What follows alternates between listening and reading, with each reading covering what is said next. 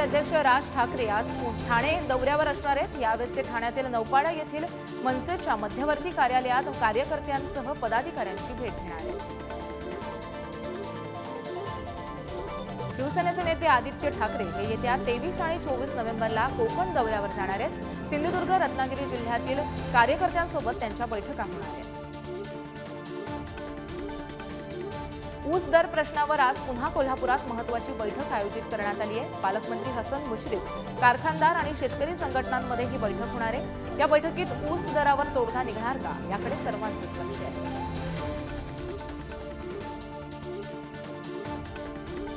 आज होणारी ऊस दराची बैठक फिसकटली तर उपमुख्यमंत्र्यांच्या कोल्हापूर दौऱ्यावेळी त्यांना घेराव घालू असा इशारा स्वाभिमानीचे नेते राजू शेट्टी यांनी दिला आहे।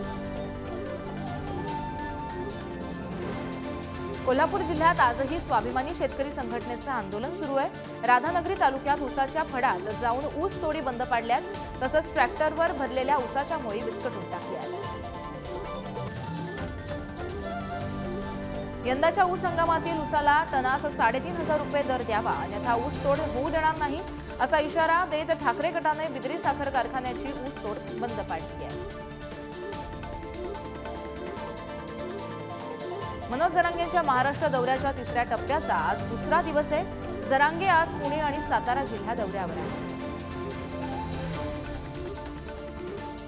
आज सकाळी 11 वाजता दौंडच्या वरवडमध्ये मनोज जरांगेंची जाहीर सभा होणार आहे। या सभेची तयारी आता अंतिम टप्प्यात आली असून ठिकठिकाणी जरांगेंच्या स्वागताचे बॅनर लावण्यात आले आहेत। दौंडच्या वरवडमधील मनोज जरांगेंच्या सभेसाठी आजचा आठवडी बाजार रद्द करण्यात आलाय। बाजार मैदानात सभेची जय्यत तयारी करण्यात आली आहे। सोलापुरातील करमाळ्यात मध्यरात्री मनोज जरांगे यांची सभा पार पडली। या सभेला मराठा समाजातील नागरिकांनी मोठ्या संख्येने हजेरी लावली। सोलापुरातील करमाळ्यात रात्री 8 वाजता होणाऱ्या सभेसाठी मनोज जरांगे तब्बल 8 तास उशिरा पोहोचले। यावेळेस कडाक्याच्या थंडीतही नागरिकांनी त्यांची वाट पाहत शेकोटी पेटवून जरांगेंचं भाषण ऐकलं।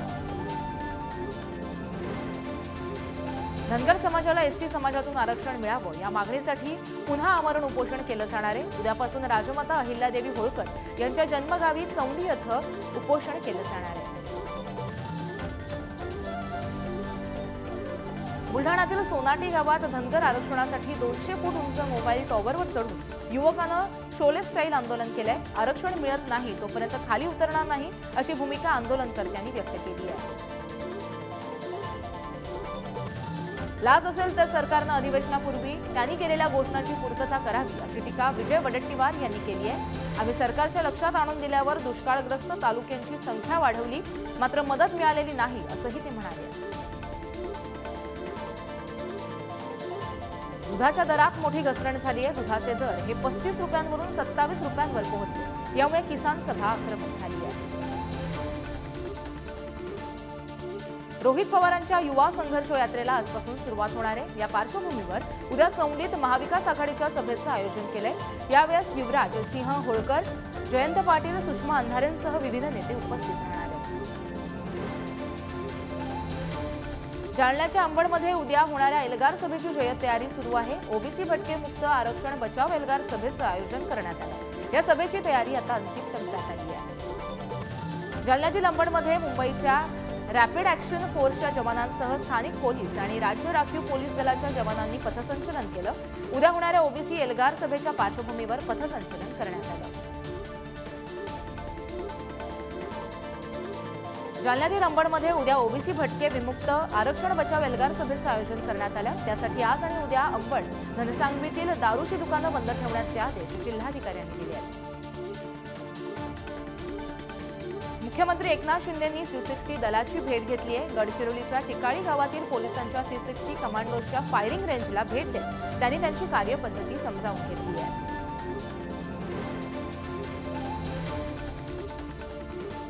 भाजप निवडणूक आयोग खिशात घालून फिरत असल्याची टीका विजय वडेट्टीवार यांनी केली आहे। प्रभू श्रीरामांचं दर्शन मोफत दाखवू असं म्हणत मत मागणाऱ्यांना नोटीस का नाही असा सवाल त्यांनी उपस्थित केला आहे।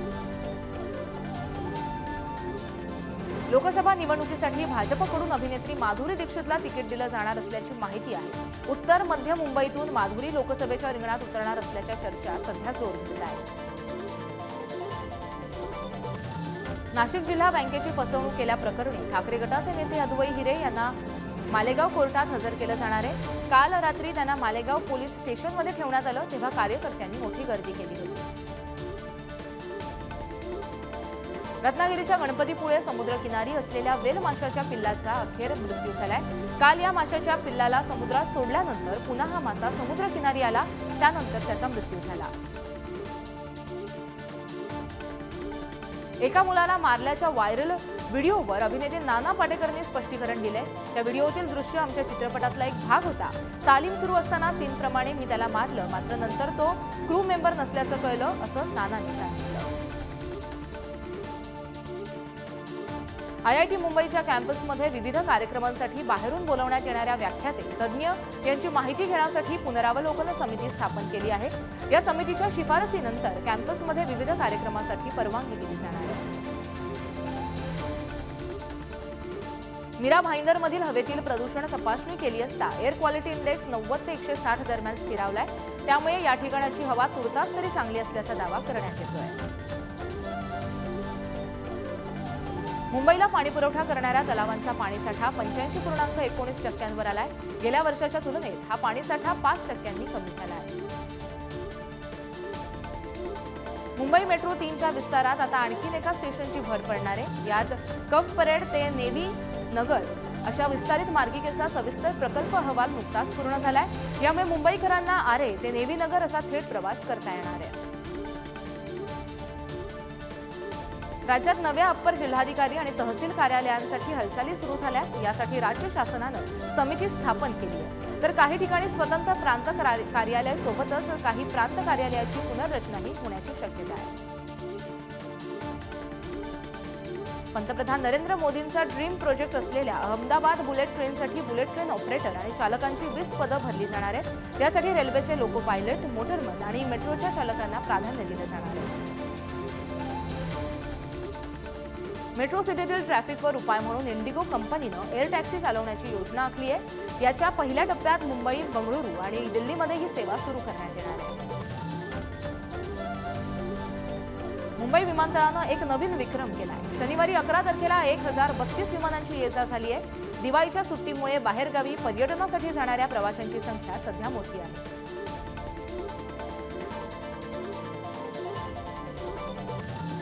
रेल्वे स्थानकांच्या परिसरात बसस्थान मांडून प्रवाशांना ये-जा करण्यास अडथळा निर्माण करणाऱ्या फेरीवाल्यांवर मध्य रेल्वेने कडक कारवाई केली आहे। 6 महिन्यात 21,739 जणांना अटक केली आहे, तर 2,72,00,00,000चा दंड वसूल करण्यात आला आहे। मध्य रेल्वेतील सोलापूर, पुणे आणि मुंबई, नागपूर आणि भुसावळ विभागात रेल्वे आरक्षण तिकिटांच्या काळाबाजाराप्रकरणी 259 गुन्हे दाखल झाले। गेल्या 7 महिन्यात 317 जणांना अटक करण्यात आली आहे। कार्तिकी यात्रेच्या पार्श्वभूमीवर आजपासून भाविकांना विठ्ठल रुक्मिणीचं 24 तास दर्शन घेता येणार आहे। 23 नोव्हेंबरला पंढरपुरात कार्तिकी एकादशीचा मुख्य सोहळा पार पडणार आहे। आशा स्वयंसेविकांना बोनस देण्यासंदर्भात मुंबई महानगरपालिका सकारात्मक असल्याचं आश्वासन आयुक्तांनी दिलंय। गटप्रवर्तक आणि आशा सेविका संघानं महापालिकेवर काढलेला ओवाळणी मोर्चा यानंतर त्या बोलत होत्या।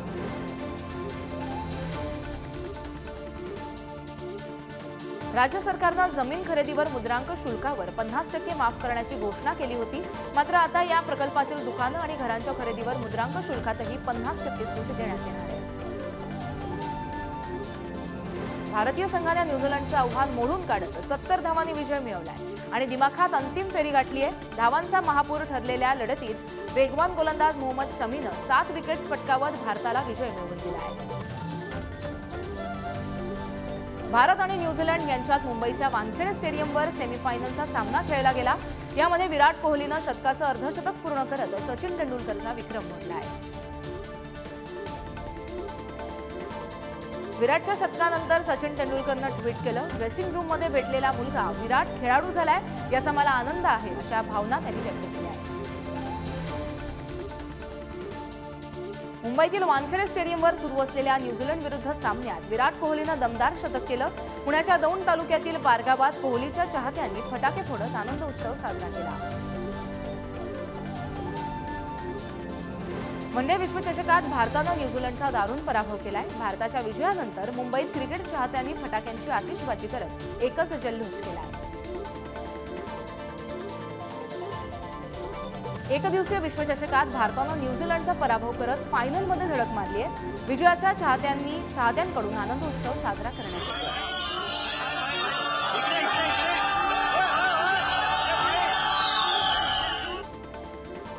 अहमदनगरमधील आनंद विहार जवळील साईबाबा सोसायटीच्या घंटागाडी न आल्यानं प्रचंड कचऱ्याचं साम्राज्य माजलंय. नगरपालिकेकडे तक्रार करून सुद्धा पालिका प्रशासन दुर्लक्ष करतंय. याचा नाहक त्रास रहिवाशांना सहन करावा लागतोय. लोणावळ्यातील इंद्रायणी नदीत घाणीचं साम्राज्य निर्माण झालंय. याचा त्रास व्यापारी वर्ग तसंच नागरिकांना होतोय. त्यामुळे नदी स्वच्छ करण्याची मागणी नागरिक करतायत. वर्ध्यातील समुद्रपूर येथे भगवान बिरसा मुंडा यांच्या जयंतीनिमित्त गोंडवान गणतंत्र पार्टीच्या वतीनं मिरवणूक काढण्यात आली. यावेळी पारंपरिक वाद्याच्या तालावर समाज बांधवांनी ठेका धरला. भगवान बिरसा मुंडा यांच्या जयंतीनिमित्त जनजातीय गौरव दिवस साजरा करण्यात आला. नंदुरबारमधील कार्यक्रमाचा मात्र महाविकास आघाडीनं पत्रकार परिषद घेत या कार्यक्रमाचा निषेध केला. आदिवासी समाजाची दिशाभूल करण्यासाठी कार्यक्रम घेतल्याचा आरोप यावेळी करण्यात आला. जमिनीची तुकडीबंदी कायद्यात बदल होण्याची शक्यता आहे. त्यासह महाराष्ट्र जमीन महसूल संहिता 1966 अर्थात MLRC आणि अन्य 2 अशा जमीन विषयक 4 कायद्यात फेररचना होण्याची शक्यता आहे. यासाठी राज्य शासनानं 5 सदस्यीय समिती नेमली आहे.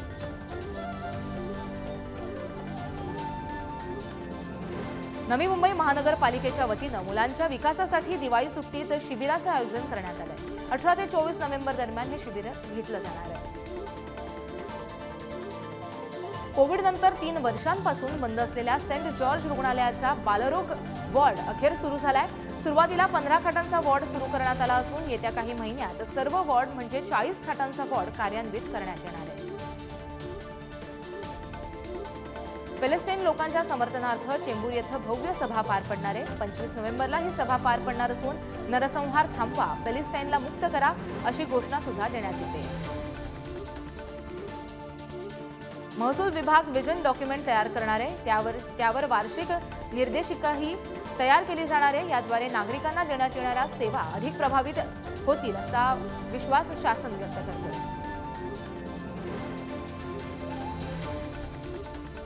मुंबईतील वानखेडे स्टेडियमवरील क्रिकेट सामन्यादरम्यान घातपाताची धमकी देण्यात आली होती. या प्रकरणी एकाला ताब्यात घेण्यात आले. राज्य उर्दू साहित्य अकादमीत मनुष्यबळाची वानवा पाहायला मिळतेय.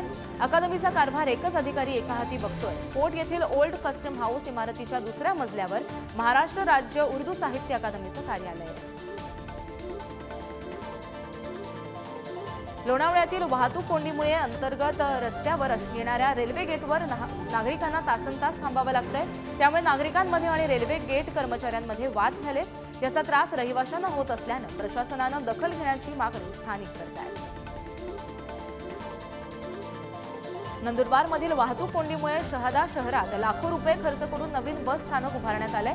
मात्र काही व्यापाऱ्यांच्या तक्रारीमुळे बस स्थानक स्थलांतर झालं नाहीये. त्यामुळे परिवहन विभागानं केलेला खर्च वाया जात असल्याचं दिसून येत आहे. शिर्डीतील पुणतांबा गावामध्ये गोदावरी नदीतीरी 2000 दिवे लावत दीपावली साजरी करण्यात आली. तरुण विकास मंडळाच्या वतीनं हा उपक्रम साजरा करण्यात आला असून महिलांसह पुरुष मोठ्या संख्येनं यावेळेस उपस्थित होते. पुण्याच्या रोहिडेश्वर गडावर सह्याद्री प्रतिष्ठान बाजारवाडी मंडळाच्या वतीनं रोहिमल्ल मंदिरात दीपोत्सव साजरा करण्यात आला. यावेळेस अनेक शिवप्रेमी संघटना उपस्थित होत्या. कल्याणमधील माणुसकी सेवा संघानं मणिवली, मोहाने आणि अंबिवलीतील आदिवासी पाड्यांवर दिवाळी साजरी केली. संस्थेच्या वतीनं जीवनावश्यक वस्तूंचं वाटप देखील करण्यात आलं. परळच्या महाविद्यालयीन विद्यार्थ्यांनी बदलापूरच्या सत्कर्म बालकाश्रमात दिवाळी साजरी केली आहे. संकलित केलेले कपडे आणि दिवाळी फराळ विद्यार्थ्यांना यावेळेस वाटण्यात आला आहे. मुंबईच्या साहिल आमरे यानं दिवाळीनिमित्त किल्ला बनवलाय। हा किल्ला बनवताना त्यानं माउंट बोर्ड, फोम, माती, आर्टिफिशियल गवत आणि रेती यांचा वापर केलाय। अमरावतीच्या येरड खरबी गावात फतेपूर बाबांच्या दर्शनासाठी भाविकांनी गर्दी केली आहे। या ठिकाणी जनावरांचा देव म्हणून नागरिकांची अफाट श्रद्धा आहे।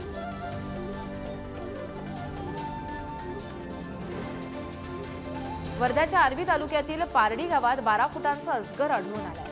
डोळ्याचं पिल्लू गिळल्यानं या अजगराला हलता येत नव्हतं। यावेळी सर्पमित्रांनी धाव घेत अजगराला वन विभागाच्या ताब्यात दिलंय। जुन्नर तालुक्यात बिबट्याची संख्या दिवसेंदिवस वाढत चालली आहे। दिवसाढवळ्या बिबट्याचं दर्शन होत असल्यानं नागरिकांमध्ये दहशतीचं वातावरण निर्माण झालं आहे। उल्हासनगरमधील कॅम्प 3 मध्ये किराणा दुकानात घुसून दुकानदाराला मारल्याची घटना घडली आहे। दुकानाशेजारी थुंकल्याच्या वादातून मारहाण करण्यात आली। या प्रकरणी पोलीस ठाण्यात गुन्हा दाखल झाला आहे। कल्याण पश्चिम परिसरातील खडकपाड्याच्या अमृत हेवन या इमारतीच्या 10व्या मजल्यावर भीषण आग लागली आहे। या आगीत 3 फ्लॅट जळून खाक झाल्याची माहिती आहे। ठाणे पश्चिमेकडील तुळशीश्याम सोसायटीच्या 2ऱ्या मजल्यावर घराला भीषण आग लागल्याची घटना घडली। आग कशामुळे लागली याचं कारण अद्याप अस्पष्ट आहे। वरळीतील इमारतीला आग लागल्याची घटना घडली होती। वरळीतील सेंचुरी बाजारात असणाऱ्या या इमारतीच्या आगीचं कारण मात्र अस्पष्ट आहे। सोलापुरातील देगाव येथील एका मोटरसायकल दुकानाला आग लागल्याची घटना घडली होती। यात दुकानाचं लाखोचं नुकसान झालं। कल्याण स्टेशन परिसरातील स्कायवॉक जवळ चाकू दाखवून लोकांना लुटणाऱ्या 2 आरोपींना बेड्या ठोकण्यात आल्या। पोलिसांचा या प्रकरणी आणखी तपास सुरू आहे।